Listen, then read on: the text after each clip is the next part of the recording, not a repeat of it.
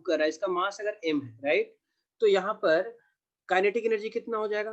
तो यहाँ पर काइनेटिक एनर्जी का वैल्यू होगा कितना? हाफ mv², ठीक है, हाफ mv² होगा, है ना, हाफ mv² हो जाएगा, ठीक है।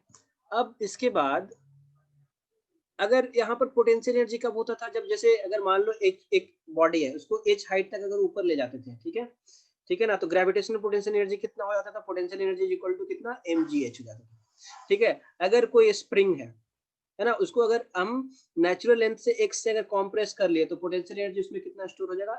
हाफ के एक्स स्क्वायर के बराबर, हाफ के एक्स स्क्वायर के बराबर।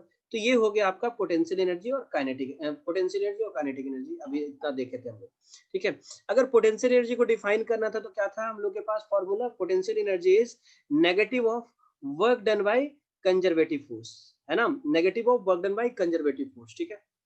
अब हम लोग आगे बढ़ते हैं और चीजों को सीखने की कोशिश करते हैं कि यहाँ पर कंजर्वेशन ऑफ मैकेनिकल, ओके। तो अब हम लोग ये देखेंगे कि कंजर्वेशन ऑफ मैकेनिकल एनर्जी क्या होता है ना। तो देखो, कंजर्वेशन ऑफ मैकेनिकल एनर्जी नाम से समझ में आ रहा है, कंजर्व हो रहा है क्या? Mechanical energy. तो मैकेनिकल एनर्जी है क्या? काइनेटिक एनर्जी और प्लस पोटेंशियल एनर्जी, मतलब इन दोनों का सम अगर कांस्टेंट हो गया, इन दोनों का सम अगर कांस्टेंट हो गया तो वो क्या हो जाता है? Conservation of mechanical energy. तो फिर हम लोग के माइंड में ये आता है कि कंजर्वेशन ऑफ मैकेनिकल एनर्जी होगा कब, राइट? तो कंजर्वेशन ऑफ मैकेनिकल एनर्जी कब होगा इसके बारे में अब हम लोग समझते हैं। देखो, हम लोग चलते हैं कहां से? वर्क एनर्जी थ्योरम से, फ्रॉम वर्क एनर्जी थ्योरम, ठीक है। वर्क एनर्जी थ्योरम क्या कहता था कि net work done by all forces is equal to change in kinetic energy. Change in kinetic energy मतलब काइनेटिक एनर्जी का final value minus kinetic energy का initial value, correct. अब यहाँ पे नेट वर्क डन, अगर नेट वर्क डन की बात करें तो फोर्स कितने तरह के होते हैं? तो कुछ फोर्स एक्सटर्नल हो गए, ठीक है, और कुछ फोर्स इंटरनल होते हैं, है ना। तो इंटरनल फोर्स का मतलब कैसे हो गया? जैसे देखो, यहाँ पर इंटरनल फोर्स और एक्सटर्नल फोर्स को समझते हैं। जैसे अगर ये एम मास का ब्लॉक है, यहाँ पर भी एम मास का ब्लॉक है, अगर इसको आप खींचोगे तो स्प्रिंग में इलॉन्गेशन आएगा, तो इस ब्लॉक पे भी स्प्रिंग फोर्स लगेगा, है ना, और इस ब्लॉक पे भी स्प्रिंग फोर्स लगेगा, करेक्ट। तो अब अगर इन पूरे ब्लॉक सिस्टम को, अगर हम पूरे ये दोनों ब्लॉक और स्प्रिंग को अगर सिस्टम कंसीडर करें, तो उस सिचुएशन में ये जो स्प्रिंग फोर्स है ये क्या है? इंटरनल फोर्स, मतलब इस सिस्टम के अंदर लग रहा है। लेकिन यहाँ से अगर कोई एक्सटर्नल फोर्स एफ लगा रहा है ना, तो ये जो फोर्स है वो क्या है? एक्सटर्नल लग रहा है, ठीक है। तो वही होता है इंटरनल और एक्सटर्नल, ठीक है। तो एक्सटर्नल फोर्स तो चलो ठीक है, इसको तो हम लोग समझ गए। जैसे अगर कोई बॉडी, उस पर 10 न्यूटन, 20 न्यूटन, 50 न्यूटन अगर आप अलग से फोर्स लगाते हो तो वो क्या है? External force, right. अब इंटरनल में भी दो तरह के होते हैं, ठीक है। एक हो जाता है इंटरनल में कंजर्वेटिव फोर्स, और दूसरा होता है इंटरनल में नॉन कंजर्वेटिव फोर्स, ठीक है। And that will be equal to K final minus K initial. तो सारे फोर्सेस के वर्क डन जो होंगे वो चेंज इन काइनेटिक एनर्जी के बराबर होंगे, राइट। तो अगर सारे के फोर्सेस जो होंगे वो अगर चेंज इन काइनेटिक एनर्जी के बराबर होंगे, तो अब हम लोग को आगे देखना पड़ेगा। एक सेकेंड, ओके, हाँ, देखते हैं आगे। अब ये चीज समझते हैं कि work done by external force, ठीक है, और यहाँ पर क्या हो गया? Non conservative force is equal to क्या होगा? चेंज इन काइनेटिक एनर्जी, और यहाँ पर हो जाएगा negative of work done by conservative force, ठीक है, ये हो जाएगा, है ना। अब आगे बढ़ते हैं। एक चीज हम लोग को लास्ट क्लास में सीखे थे क्या? कि change in potential energy. Change in potential energy क्या होता है? चेंज इन पोटेंशियल एनर्जी होता था आपका क्या? Negative of work done by conservative force. तो यहाँ पर ये पूरा जो एक्सप्रेशन है, इसके जगह पे हम लोग क्या लिख सकते हैं? इसके जगह पे हम लोग लिख सकते हैं change in kinetic energy plus change in potential energy. So यहाँ पर net work done by external force plus net work done by non conservative force, ठीक है, that will be equal to change in kinetic energy and change in plus change in potential energy. अब यहाँ पर काइनेटिक एनर्जी और पोटेंशियल energy का जो सम होता है ये क्या होता है? मैकेनिकल एनर्जी होता है, ठीक है। तो ये बात हम लोग को यहाँ से बहुत क्लियर हुआ कि मैकेनिकल एनर्जी सिस्टम का तब चेंज होगा जब non conservative force, for example friction लगेगा तब। एक्सटर्नल फोर्स जैसे 10 न्यूटन, 20 न्यूटन, 50 न्यूटन किसी भी बॉडी पे लगता है, उस तरीके से अगर लगेगा तो अगर ये दोनों सिचुएशन होगा देन ओनली सिस्टम का मैकेनिकल एनर्जी डिस्टर्ब होगा।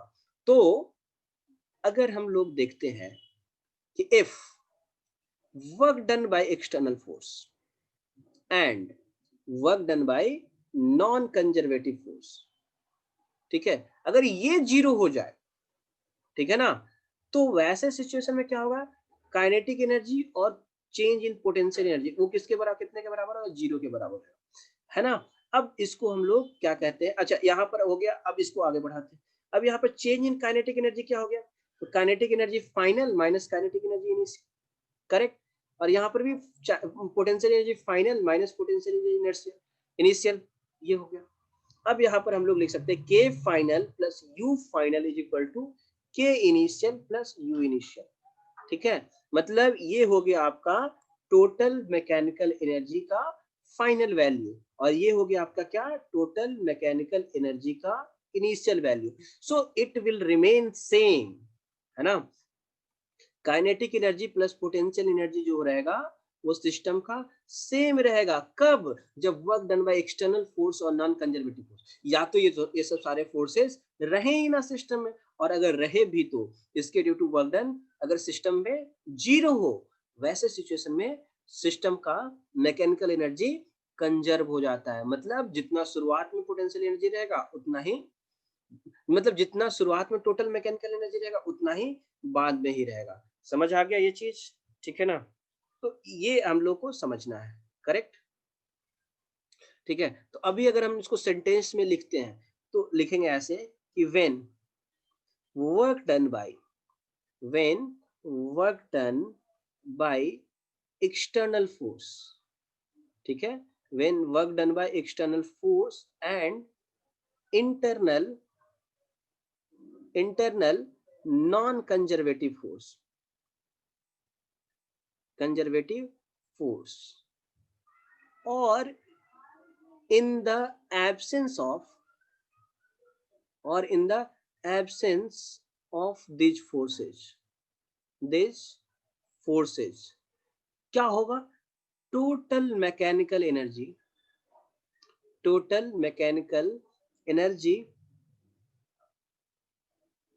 ऑफ द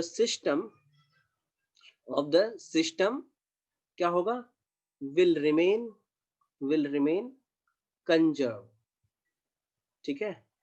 ये होता है आपका कंजर्वेशन ऑफ मैकेनिकल एनर्जी का पूरा कॉन्सेप्ट, समझ रहे हो।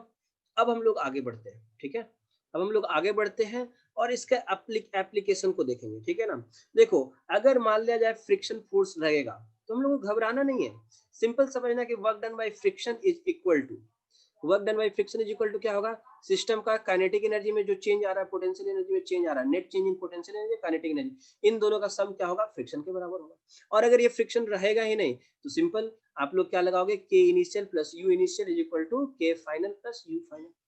अब बताते हैं आप लोग को क्वेश्चन, कैसे क्वेश्चंस बनेंगे। एक बहुत ही सिंपल क्वेश्चन से स्टार्ट करते हैं, ठीक है। देखो जैसे अगर बॉल को यहाँ पर u इक्वल टू 0 है, ठीक है, यहां से अगर आप ड्रॉप करोगे, कितने हाइट से, h हाइट से बॉल को ड्रॉप करोगे, तो जब यहाँ पर आएगा तो ये वेलोसिटी क्या होगा, सबको पता है इसको सॉल्व करने का तरीका, वर्क एनर्जी थ्योरम से भी सॉल्व किए थे, काइनेमेटिक्स में भी सॉल्व करके दिखाए थे, और अभी भी सॉल्व करके आपको दिखाएंगे। देखते हैं इसका क्या तरीका होता है, यहाँ पर कैसे हम लोग टोटल मैकेनिकल एनर्जी के प्रिंसिपल को अप्लाई करेंगे। तो देखो यहाँ पर फ्रिक्शन जो है वो क्या है, फ्रिक्शन 0 है, एफ एक्सटर्नल क्या है, वो भी 0 है, तो दैट मीन्स यहाँ पर ये लोग एब्सेंट है, तो हम लोग कंजर्वेशन ऑफ मैकेनिकल एनर्जी लगा सकते हैं, राइट। तो कंजर्वेशन ऑफ मैकेनिकल एनर्जी क्या होता है, kinetic energy initial plus potential energy initial is equal to kinetic energy final plus potential energy final, correct. So देखो शुरुआत में इसकी स्पीड कितनी, 0, that means kinetic energy initial में क्या होगा, 0, इसका मास कितना हम लोग ले लेते हैं, m ले लेते हैं। अब इसका क्योंकि ये h हाइट पे है, राइट, तो यहाँ पर पोटेंशियल एनर्जी शुरुआत में कितना होगा, mgh, है ना। और जैसे ये बॉडी ग्राउंड तक आएगा दैट मीन्स पोटेंशियल एनर्जी वाला पार्ट क्या होगा, 0। नाउ यहाँ पर ये v वेलोसिटी अगर मान लो गेन करता है तो यहाँ पर काइनेटिक एनर्जी कितना हो जाएगा, half mv square, now from here we can find out क्या v इज इक्वल टू कितना हो जाएगा √2gh। तो देखो इस तरीके से हम लोग को डील करना रहता है, ठीक है। अब देखो यहाँ पर थोड़ा सा समझते हैं, ये तो हो गया कंजर्वेटिव, ये तो एक अप्रोच हुआ, काम हमको सेम करना है लेकिन सोचने का नजरिया सोचने का तरीका हम लोग को बदलना है, ठीक है ना। देखो एक और अप्रोच, सेकंड अप्रोच कैसे हम लोग सॉल्व करते हैं उसको समझते हैं, ठीक है। जो जहां पर आपको सही समझ में आए उसको लगा देना। देखो बात समझते हैं, शुरुआत में जब यहाँ पे था तो सिस्टम के पास इस ब्लॉक और मास सिस्टम के पास जो एनर्जी था वो पोटेंशियल एनर्जी के फॉर्म में स्टोर था, राइट। पोटेंशियल एनर्जी के फॉर्म में स्टोर था। जब वो नीचे आया तो सारा का सारा पोटेंशियल एनर्जी खत्म। देखो पोटेंशियल एनर्जी क्या हो गया, जीरो हो गया, ठीक है। तो जितना पोटेंशियल एनर्जी का लॉस हुआ, ठीक है, शुरुआत में काइनेटिक एनर्जी क्या था, जीरो था, और वो सारा का सारा पोटेंशियल एनर्जी काइनेटिक एनर्जी में कन्वर्ट हो गया। That means one energy is transform from एक फॉर्म से दूसरे फॉर्म में कन्वर्ट हो गया, है ना। एक एनर्जी जो सिस्टम का था वो कांस्टेंट था, लेकिन वो क्या हुआ कि एक फॉर्म में था, पहले वो पोटेंशियल एनर्जी के फॉर्म में था, अब वो काइनेटिक एनर्जी के फॉर्म में कन्वर्ट हो गया। समझ आ रहा है। तो यही चीज होता है। तो इसको हम ऐसे भी लिख सकते हैं कहीं कहीं कि लॉस इन, एक में लॉस होगा, loss in gravitational potential energy will be equal to क्या हो जाएगा, गेन इन काइनेटिक एनर्जी। तो कितने का लॉस हुआ, तो h हाइट से डाउन गया तो लॉस हुआ कितने से, mgh से। गेन कितने का, शुरुआत में तो वेलोसिटी जीरो ही था, तो यहाँ पर हाफ mgh स्क्वायर, तो यहाँ से भी v is equal to √2gh। तो ये एक सिंपल क्वेश्चन है, जस्ट कि आपको समझ आ जाए कि हम लोग काम कैसे करते हैं, राइट। चलो अब एक एक करके चीजों को हम बढ़ाना स्टार्ट करते हैं। जैसे देखो अगर मान लिया जाए स्प्रिंग की बात करते हैं, तो यहाँ पर अगर ऐसे अगर स्प्रिंग रहेगा, ठीक है, इसका स्प्रिंग कांस्टेंट क्या है, 100 न्यूटन पर मीटर दिया हुआ है, ठीक है। अब यहाँ पर क्या है कि एक ब्लॉक है, ठीक। अब ये ब्लॉक अगर 100 मीटर पर सेकेंड के स्पीड से आ रहा हो, इसका मास कितना है, 10 kg है, ठीक है। अब इसमें पूछा जाएगा आपसे कि find maximum elongation in string, maximum elongation in spring. अगर आपसे पूछा जाएगा कि मैक्सिमम इलोंगेशन स्प्रिंग में कितना होगा, ठीक है, तो इसको सॉल्व करना है हम लोग को। देखते हैं कैसे सॉल्व करेंगे। देखो अभी ये बॉडी इतने स्पीड से चलता हुआ आ रहा है, दैट मीन्स ये क्या होगा, इसके पास शुरुआत में क्या है, काइनेटिक एनर्जी है ना। ये जाकर के स्प्रिंग को क्या करेगा, कॉम्प्रेस करेगा, है ना। स्प्रिंग को क्या करेगा, कॉम्प्रेस करेगा, ये कॉम्प्रेस कर लेगा इस तरीके से, ठीक है। और फिर ब्लॉक कहाँ पर आ जाएगा, यहाँ पर आ जाएगा, ठीक है। ब्लॉक जो है आपका यहाँ पर आ जाएगा इस तरीके से, ठीक है। अब ये क्या होगा कि पहले ये अपने नेचुरल लेंथ में था, ठीक है ना। अब ये जब जब इसके नजदीक आया, ठीक है, यहाँ पर नजदीक आया, इस वक्त तो काइनेटिक एनर्जी फुल था, लेकिन जैसे जैसे ये नजदीक जिसको इसको कॉम्प्रेस करना स्टार्ट करेगा, तो जब कॉम्प्रेस करना स्टार्ट करेगा, ठीक है, जब ये एक्स कॉम्प्रेशन में होगा तो यहाँ पर स्प्रिंग फोर्स जो लगेगा वो किधर लगेगा, अपोजिट डायरेक्शन में लगेगा। अब जब ये स्प्रिंग फोर्स अपोजिट डायरेक्शन में लगेगा तो पता है क्या होगा, इसका वेलोसिटी ब्लॉक का घटेगा। तो जब वेलोसिटी घटेगा तो इसका काइनेटिक एनर्जी घटेगा, क्योंकि वेलोसिटी किधर है, इस डायरेक्शन में, फोर्स किधर लग रहा है, अपोजिट डायरेक्शन में। तो वेलोसिटी के अपोजिट डायरेक्शन में फोर्स लगा तो वेलोसिटी घटेगा, काइनेटिक एनर्जी घटेगा। तो काइनेटिक एनर्जी जो घट रहा है वो कहाँ जा रहा है, क्योंकि यहाँ पर सरफेस कैसा है, म्यू इक्वल टू जीरो मान लो, ठीक है।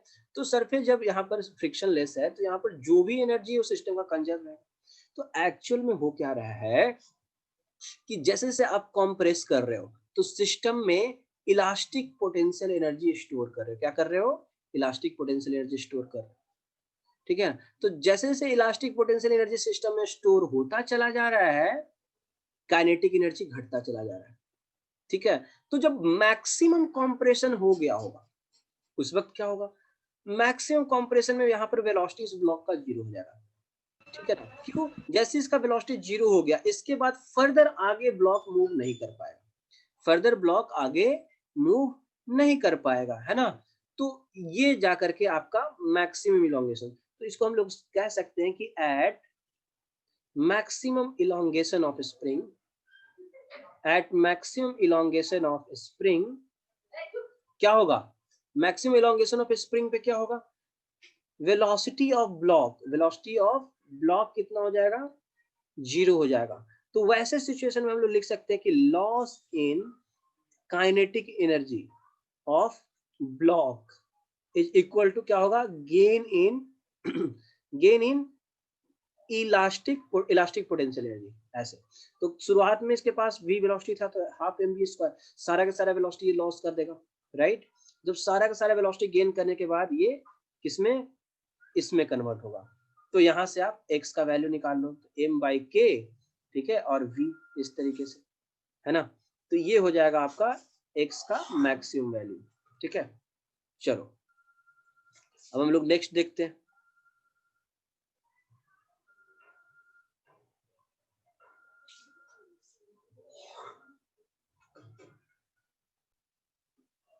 हाँ, तो यहाँ पर बेसिकली इलोंगेशन नहीं पूछा, यहाँ पर बेसिकली इलोंगेशन नहीं पूछना है, यहाँ पर कॉम्प्रेशन पूछना है, ठीक है। मैक्सिमम एट मैक्सिमम इलोंगेशन नहीं, कॉम्प्रेशन, ठीक है। जब स्प्रिंग अपना मैक्सिमम कॉम्प्रेशन कर रहा होगा उस वक्त उसका वेलोसिटी ऑफ ब्लॉक कितना होगा, 0 होगा। तो ये तो एक बेसिक क्वेश्चन हुआ। नाउ अब इसी सिचुएशन को थोड़ा सा हम लोग चेंज करते हैं, ठीक है। जैसे अगर मान लिया जाए यहाँ पर एक स्प्रिंग इस तरीके का सिचुएशन में और ब्लॉक यहाँ पर m मास का ऐसे रहेगा, ठीक है। और ये एंगल क्या दे देते हैं हम लोग, कोई एंगल थीटा दे दे रहे हैं, ठीक है। और इसका स्प्रिंग कांस्टेंट के है। अब इस सिचुएशन में find maximum compression in spring. तो find maximum compression in spring इस केस में पूछा जाए तो क्या होगा, ठीक है। चलो इसको सॉल्व करके देखते हैं। तो देखो यहाँ पर भी ऐसा सिचुएशन होगा कि शुरुआत में अगर ये मान लिया जाए h हाइट पे होगा, ठीक है। इसका लेंथ जो है ना, हम लोग अभी h के कंपैरिजन में हम लोग क्या मान रहे हैं, बहुत ही नेग्लिजिबल मान रहे हैं, ठीक है। तो जब ये ब्लॉक यहाँ से यहाँ आ जाएगा तो इसका h हाइट डाउन चला जाएगा ये।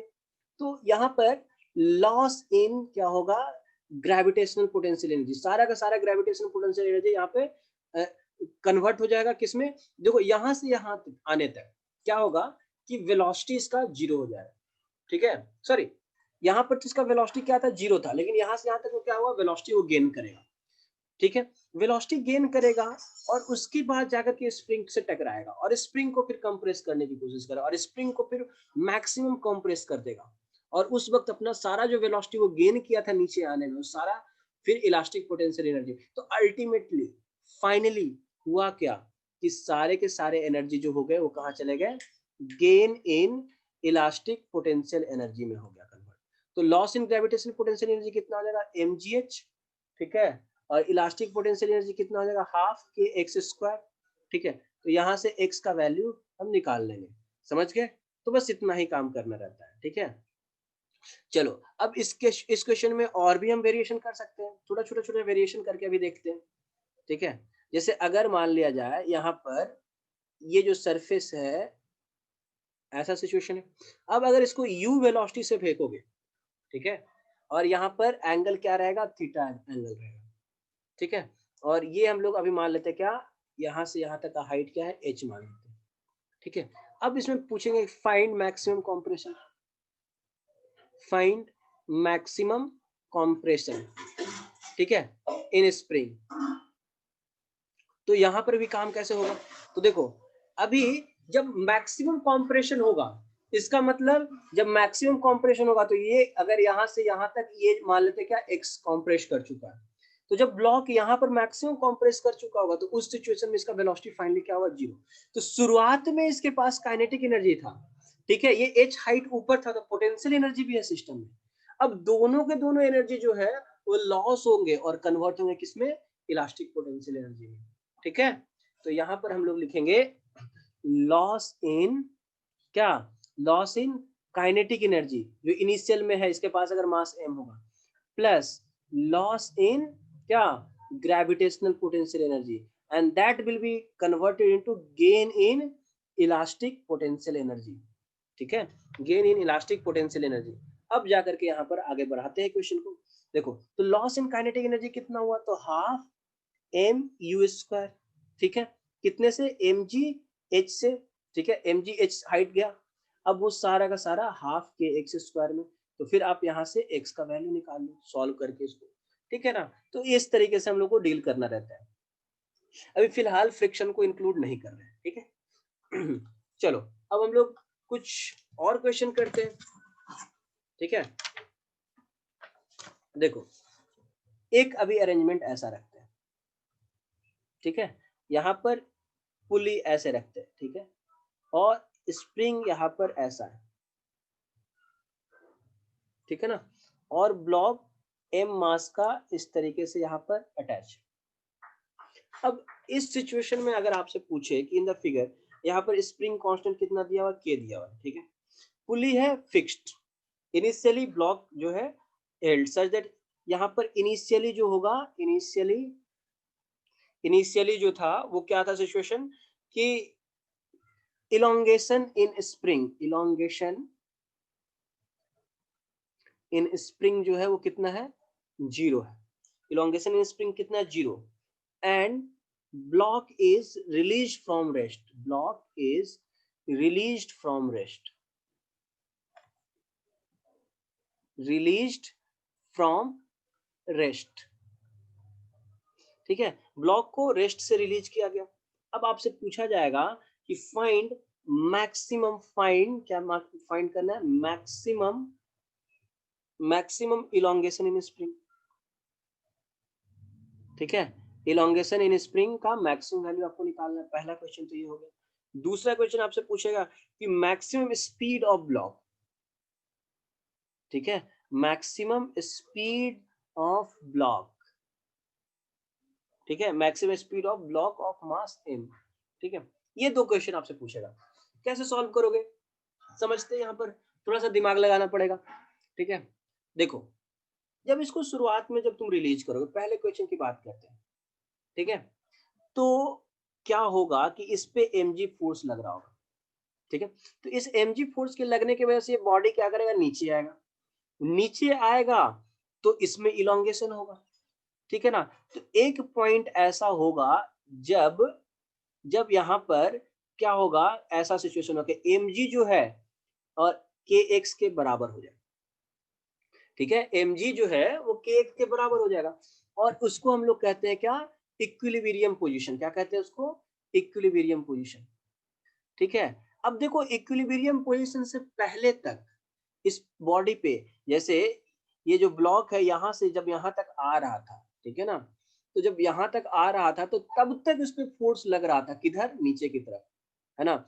इस मोमेंट पे दोनों बराबर हुआ, ठीक है। इसको समझते हैं यहाँ पर थोड़ा सा। देखो अभी ब्लॉक क्या था, यहाँ पर था, ठीक है। तो यहाँ पर सिंपली mg फोर्स लग रहा था, ये नीचे आ रहा था, ठीक है ना। अब फाइनली जाकर के ऐसा हुआ कि यहाँ पर mg और kx नॉट, दोनों mg और kx नॉट बराबर हो गए, ठीक है। अभी अगर इंटरमीडिएट की बात करें, इन दोनों के बीच की बात करते हैं, तो यहाँ पर mg फोर्स क्या रहेगा, ज्यादा रहेगा, और kx डैश जो रहेगा वो कम रहेगा, तो नेट फोर्स जो होगा वो नीचे की तरफ रहेगा। तो मतलब यहाँ तक पहुंचने से पहले ये क्या पोजीशन है, इक्विलिब्रियम का, ठीक है। इक्विलिब्रियम तक पहुंचने से पहले तक नेट फोर्स नीचे के डायरेक्शन में लग रहा है। तो जस्ट बिकॉज नेट फोर्स नीचे के डायरेक्शन में लग रहा है तो एक्सेलरेशन क्या होगा, नीचे की तरफ, ठीक है। यहां पर जाकर के पहली बार फोर्स क्या हो रहा है, 0 हो रहा है, ठीक है। मतलब यहां से लेकर के यहां तक एक्सेलरेशन क्या था, नीचे की तरफ था, ठीक है। अब जब यहाँ पर इक्विलिब्रियम सिचुएशन आ गया, यहाँ पर क्या हो गया, इक्विलिब्रियम का सिचुएशन आ गया, ठीक है। अब इक्विलिब्रियम में क्या हो गया आपका, mg और kx नॉट बराबर था, है ना। अब देखो इसके ऊपर जब ब्लॉक यहाँ से नीचे तक आ रहा था तो उसके हर मोमेंट में इसमें एक्सेलरेशन था। तो जब ये एक्सेलरेशन था तो जब ये मीन पोजीशन पे पहुंचेगा, इक्विलिब्रियम पोजीशन पहुंचेगा, तो ये रेस्ट में नहीं रहेगा। समझ रहे हो कि नहीं समझ रहे हो, इसको कुछ ना कुछ वेलोसिटी मिला हुआ रहेगा। वो वेलोसिटी कैसे गेन हुआ है, तो यहाँ से यहाँ तक आने में, है ना, जो एक्सेलरेशन था नीचे के डायरेक्शन में, उसके वजह से ये वेलोसिटी गेन हुआ। तो इस वेलोसिटी के गेन होने की वजह से ब्लॉक और नीचे जाएगा। तो जब ब्लॉक और नीचे जाएगा तो स्प्रिंग में और इलोंगेशन होगा। तो पहले था x नॉट, अब हो गया x डबल डैश, और ये जो x डबल डैश जो है वो ज्यादा है x नॉट से, है कि नहीं है। तो ऑब्वियसली अब जो स्प्रिंग फोर्स है वो ज्यादा है। और देखो यहाँ पर kx नॉट, देखो mg जो है, mg तो नीचे डाउनवर्ड डायरेक्शन में लगेगा ही, लेकिन आपको समझना ये बात है कि mg जो है वो kx नॉट के बराबर था, है ना। अब यहाँ पर जो x डबल डैश है वो x नॉट से बड़ा है, मतलब पहले जो यहाँ से यहाँ तक हुआ था वो क्या था, x नॉट था, राइट। अब और इलोंगेशन हुआ, तो दैट मीन्स कि अब जो है स्प्रिंग फोर्स mg फोर्स से ज्यादा हो गया, तो अब नेट फोर्स जो होगा वो ऊपर की तरफ होगा, तो अब एक्सेलरेशन जो होगा वो ऊपर की तरफ होगा। तो अब जब अगर एक्सेलरेशन ऊपर की तरफ होगा तो धीरे धीरे वेलोसिटी घट रहा होगा, तो जब वेलोसिटी धीरे धीरे घट रहा हो तो फाइनली वो एक ऐसा मोमेंट आएगा जब उसका वेलोसिटी क्या हो जाएगा, जीरो हो जाएगा।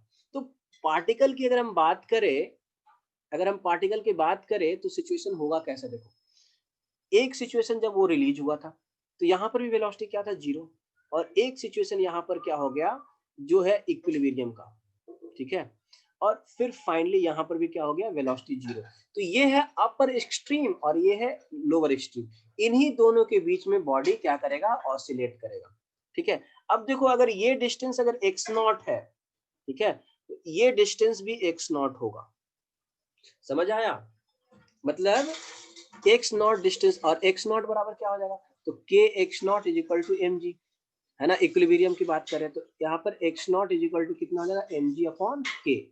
ये बात समझ में आ गया। तो अभी फाइनली यहाँ पर क्वेश्चन जो पहला क्वेश्चन जो पूछ रहा है उसमें हम लोग देखते हैं। पहला क्वेश्चन पूछ रहा है क्या कि मैक्सिमम इलोंगेशन, ठीक है, तो मैक्सिमम इलोंगेशन की बात कर रहा है, तो मैक्सिमम इलोंगेशन कितना होगा, तो देख लो आप, मैक्सिमम इलोंगेशन शुरुआत में तो था यहाँ पर, और वो मैक्सिमम इलोंगेशन यहाँ पर मिल रहा है 2x नॉट पर मिल रहा है, तो इसका वैल्यू कितना होगा, तो वैसे तो देखा जाए तो मैक्सिमम इलोंगेशन कितना हो जाएगा 2x not, that is 2mg/k, ठीक है ना। बट हम ऐसे नहीं निकालने वाले, हम निकालने वाले कैसे, हम निकालेंगे कॉन्सेप्ट का यूज करके। कौन सा कॉन्सेप्ट का यूज करके, तो वो जो अभी हम लोग कंजर्वेशन ऑफ एनर्जी सीखे हैं उसके थ्रू। तो चलो हम उन कॉन्सेप्ट के थ्रू चलते हैं। यहाँ से एम मास का जो ब्लॉक है, ठीक है, यहाँ से जब चलेगा, ठीक है, तो वो लेट से एक्स डिस्टेंस वो नीचे गया और ब्लॉक पहुंचा कहाँ पे, यहाँ पे। तो जब यहाँ से चला तो भी स्पीड कितना था, जीरो, यहाँ पहुंचा तो भी स्पीड क्या है, जीरो, राइट। तो ऊपर से यहाँ तक आने में एक चीज का लॉस हुआ है, काइनेटिक एनर्जी में बदलाव नहीं आया, लॉस किस में आया, ग्रेविटेशनल पोटेंशियल एनर्जी में। तो उसको लिखेंगे हम लोग कि loss in gravitational potential energy. अब इस ग्रेविटेशनल पोटेंशियल एनर्जी के लॉस का भरपाई कौन कर रहा है, तो इलास्टिक पोटेंशियल एनर्जी, स्प्रिंग भी x से इलोंगेट करेगा, तो that will be equal to gain in elastic potential energy. तो ये कितना हो जाएगा, x से ये नीचे गया तो x से ये इलोंगेट करेगा, तो यहाँ पर mgx जो ग्रेविटेशनल पोटेंशियल एनर्जी का लॉस हुआ, और ये kx स्क्वायर से, right.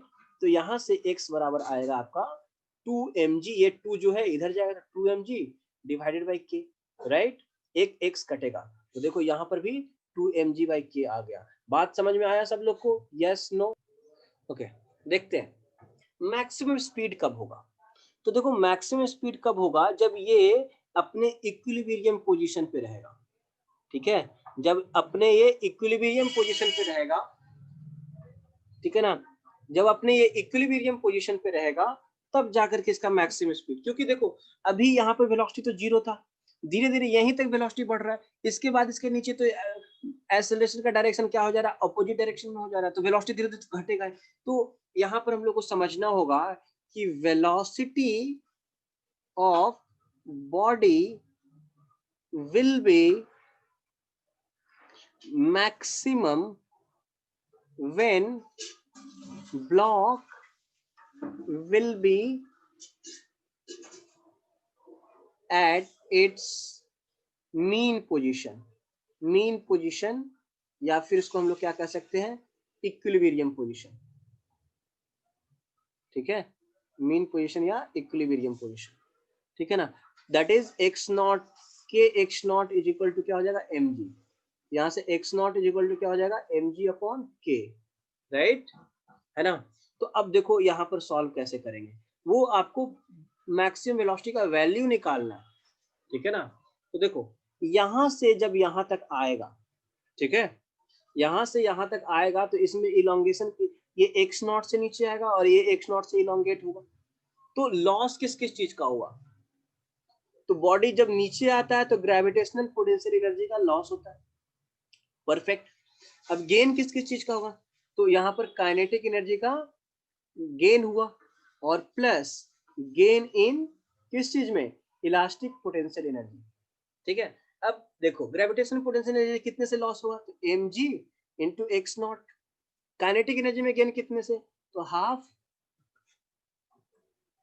Half m v square, right. और gain in elastic potential energy का कितना होगा, तो यहाँ पर हो जाएगा आपका हाफ के एक्स नॉट का स्क्वायर। अब आप एक्स नॉट का वैल्यू mg अपॉन के निकाल पुट करोगे यहाँ पर भी और यहाँ पर भी, और आपको v का मैक्सिमम वैल्यू मिल जाएगा। ठीक है, तो ये क्वेश्चन में बस इतना ही था।